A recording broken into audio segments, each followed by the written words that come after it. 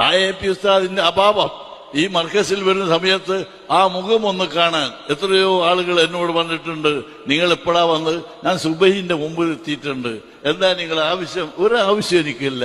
എനിക്ക് ആ ഉസ്താദിന്റെ മുഖം ഒന്ന് കണ്ടാൽ മതി.